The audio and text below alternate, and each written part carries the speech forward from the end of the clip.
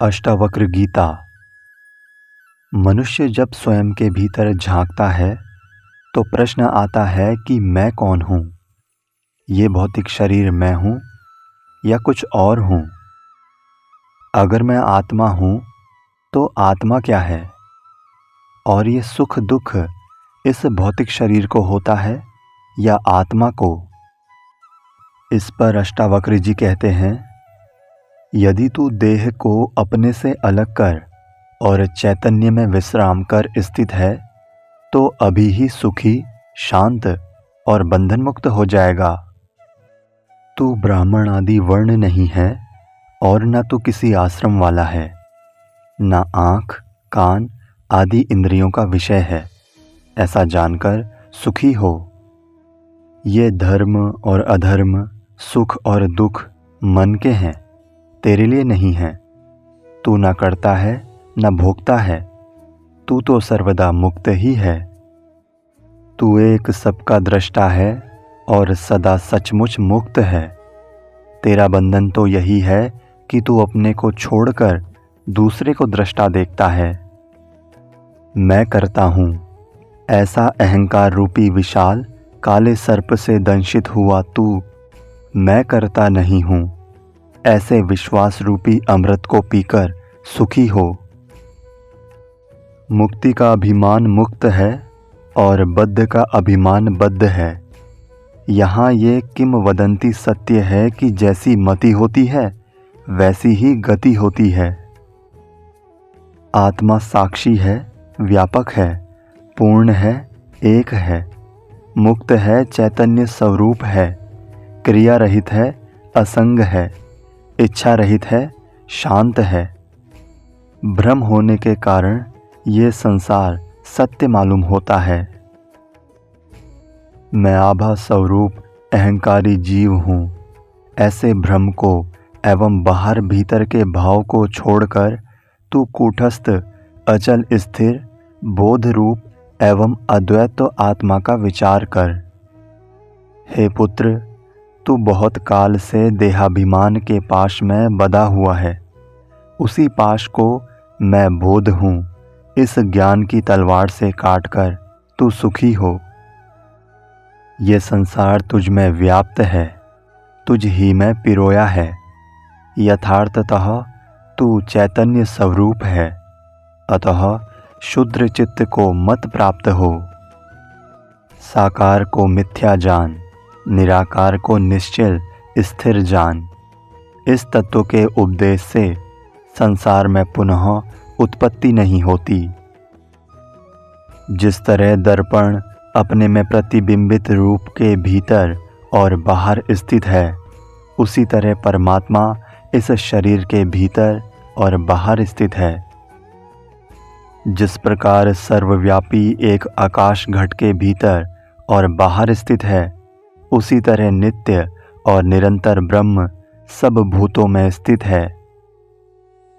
जनक का अनुभव।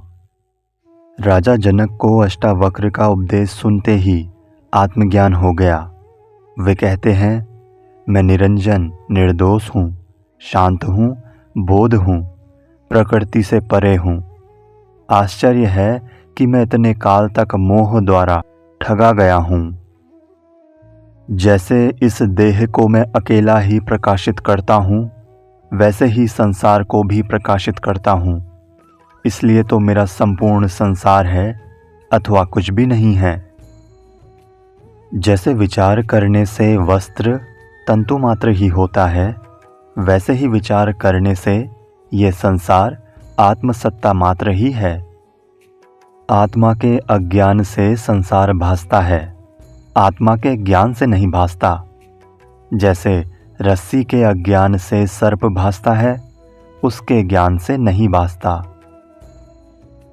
आश्चर्य है कि कल्पित संसार अज्ञान होने से मुझे ऐसा भासता है जैसे सीपी में चांदी, रस्सी में सांप, सूर्य की किरणों से जल भासता है। मुझसे उत्पन्न हुआ ये संसार मुझ में ही लय को प्राप्त होगा। जैसे मिट्टी में घड़ा, जल में लहर और सोने में आभूषण लय होते हैं। मैं आश्चर्यमय हूँ, मुझको नमस्कार है। ब्रह्मा से लेकर तृण पर्यंत जगत के नाश होने पर भी मेरा नाश नहीं होता। मैं आश्चर्यमय हूँ, मुझको नमस्कार है। मैं देहधारी होते हुए भी अद्वैत हूँ, न कहीं जाता हूँ न आता हूँ और विश्व में व्याप्त हूँ। मुझको मेरा नमस्कार है।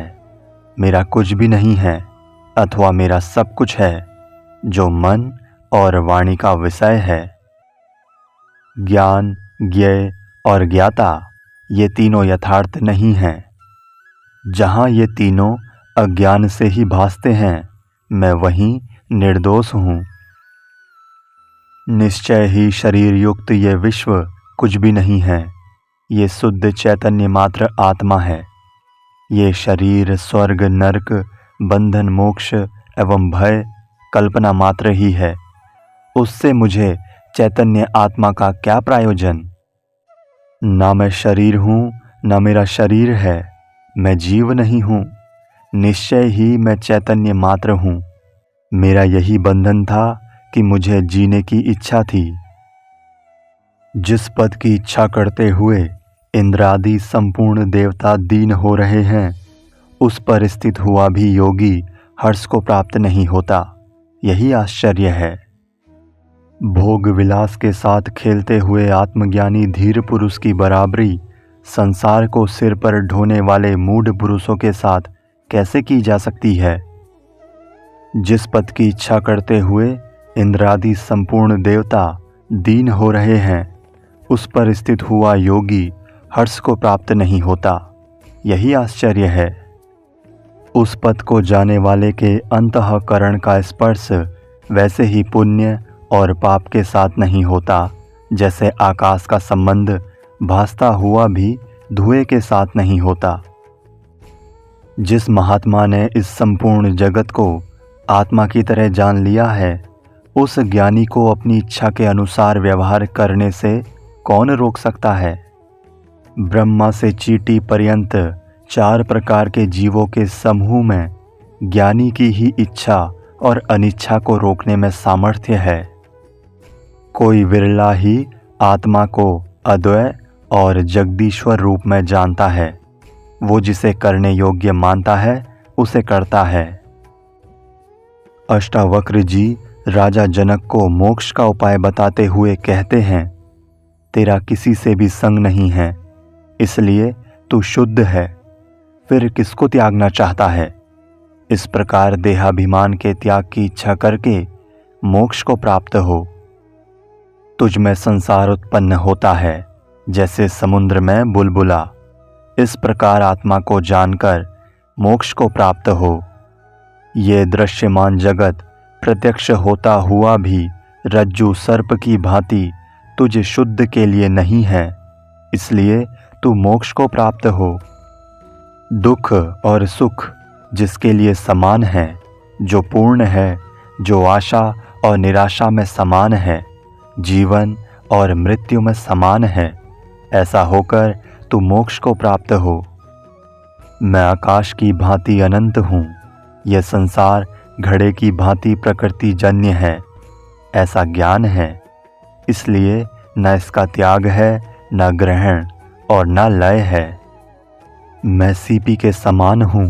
विश्व की कल्पना चांदी के समान है, ऐसा ज्ञान है। अतएव इसका न त्याग है, न ग्रहण है और न लय है। मैं निश्चित ही सब भूतों में हूँ और ये सब भूत मुझ में हैं, ऐसा ज्ञान है। इसलिए न इसका ग्रहण है, न त्याग है और न लय है। अष्टावक्र मुक्ति और बंधन की व्याख्या करते हुए कहते हैं, जब चित्त कुछ चाहता है, कुछ सोचता है, कुछ त्याग करता है, कुछ ग्रहण करता है, जब दुखी और सुखी होता है, तब बंधन है। और जब मन न चाह करता है, न सोचता है, न त्यागता है, न ग्रहण करता है, जब ये न सुखी होता है न दुखी होता है, तब मुक्ति है। जब चित्त किसी दृष्टि अथवा विषय में लगा है, तब बंधन है। और चित्त जब सब दृष्टियों से अनासक्त है तब मोक्ष है। जब तक मैं है तब तक बंधन है, जब मैं नहीं है तब मोक्ष है। इस प्रकार का विचार कर, ना इच्छा कर, ना ग्रहण कर, ना त्याग कर। हे तात, लोक की चेष्टा, व्यवहार, उत्पत्ति और विनाश को देखकर किसी भाग्यशाली की ही जीने की कामना, भोगने की वासना और ज्ञान की इच्छा शांत हुई है। ये सब अनित्य है, तीनों तापों से दूषित है, सारहीन है, निंदित है, हेय है। ऐसा निश्चय होने पर शांति प्राप्त होती है। वो कौन सा काल है, वो कौन सी अवस्था है जिसमें मनुष्य को द्वंद्व, सुख दुख आदि ना हो। उनकी उपेक्षा कर यथा प्राप्य वस्तुओं में संतोष करने वाला मनुष्य सिद्धि को प्राप्त होता है। महर्षियों के, योगियों के एवं साधुओं के अनेक मत हैं। ऐसा देखकर उपेक्षा को प्राप्त हुआ कौन मनुष्य शांति को नहीं प्राप्त होता। वासना ही संसार है, इसलिए इन सब वासनाओं का त्याग कर। वासना के त्याग से ही संसार का त्याग है। अब जहाँ चाहे वहाँ रह। अष्टावक्र जी आगे कहते हैं, वैर स्वरूप काम को और अनर्थ से भरे अर्थ को त्याग कर और दोनों के कारण रूप धर्म को भी छोड़कर तू सबकी उपेक्षा कर। मित्र, खेत, धन, मकान, स्त्री, भाई आदि संपदा को तू स्वप्न और इंद्रजाल के समान देख, जो 3 या 5 दिन ही टिकते हैं। जहाँ जहाँ तृष्णा हो वहाँ वहाँ ही संसार जान। तृष्णा मात्र ही आत्मा का बंधन है और उसका नाश मोक्ष कहा जाता है। संसार मात्र से अनासक्त होने से निरंतर प्राप्ति और तुष्टि होती है। तू एक शब्द चैतन्य है। संसार जड़ और असत्य है। ये अविद्या भी असत्य है। इस पर भी तू क्या जानने की इच्छा रखता है। तेरे राज्य, पुत्र, पुत्रियां, शरीर और सुख जन्म जन्म से नष्ट हुए हैं, यद्यपि तू उनमें आसक्त था। कितने जन्मों तक तूने क्या शरीर, मन और वाणी के दुखपूर्ण और श्रमपूर्ण कर्म नहीं किए हैं। अब तो आराम कर। भाव और अभाव का विकार स्वभाव से होता है। ऐसा जो निश्चयपूर्वक जानता है वो निर्विकार और क्लेश रहित पुरुष सुखपूर्वक ही शांति को उपलब्ध होता है। सबको बनाने वाला ईश्वर है, अन्य कोई नहीं है। ऐसा जो निश्चयपूर्वक जानता है वो पुरुष शांत है। उसकी सब आशाएं जड़ से नष्ट हो गई हैं। वो कहीं भी आसक्त नहीं होता। विपत्ति और संपत्ति दैव योग से ही समय पर आती है। ऐसा निश्चय वाला पुरुष सदा संतुष्ट, स्वस्थ इंद्रिया हुआ, न कोई कामना करता है, न शोक करता है। सुख दुख, जन्म मृत्यु दैव योग से ही होता है। ऐसा निश्चय वाला व्यक्ति साध्य कर्मों को देखता हुआ, कर्म को करता हुआ भी उसमें लिप्त नहीं होता। इस संसार में चिंता से दुख उत्पन्न होता है, अन्यथा नहीं।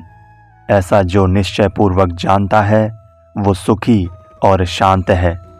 सर्वत्र उसकी इच्छा गालित है और वो चिंता से मुक्त है।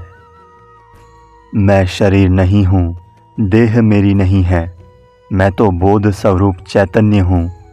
ऐसा जो निश्चय पूर्वक जानता है वो पुरुष कैवल्य को प्राप्त होकर किए और अनकिए कर्म का स्मरण नहीं करता।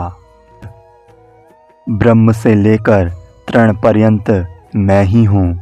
ऐसा जो निश्चय पूर्वक जानता है वो निर्विकार, शुद्ध, शांत और प्राप्त अप्राप्त से मुक्त होता है। अनेक आश्चर्यों वाला ये विश्व कुछ भी नहीं है, अर्थात मिथ्या है। ऐसा जो निश्चय पूर्वक जानता है वो वासना रहित बोध स्वरूप पुरुष इस प्रकार शांति को प्राप्त है मानो कुछ भी नहीं है। जैसे कर्म का अनुष्ठान अज्ञान से है, वैसे ही उसके त्याग का अनुष्ठान भी अज्ञान से है। इस तत्व को भली भांति जानकर मैं कर्म अकर्म से मुक्त हुआ अपने में स्थित हूँ। ब्रह्म का चिंतन करता हुआ भी वो पुरुष चिंता को ही भजता है, इसलिए उस भाव को त्याग कर मैं भावना मुक्त हुआ स्थित हूँ। कहीं तो शरीर का दुख है, कहीं वाणी दुखी है, कहीं मन दुखी होता है, इसलिए तीनों को त्याग कर मैं पुरुषार्थ में सुखपूर्वक स्थित हूँ।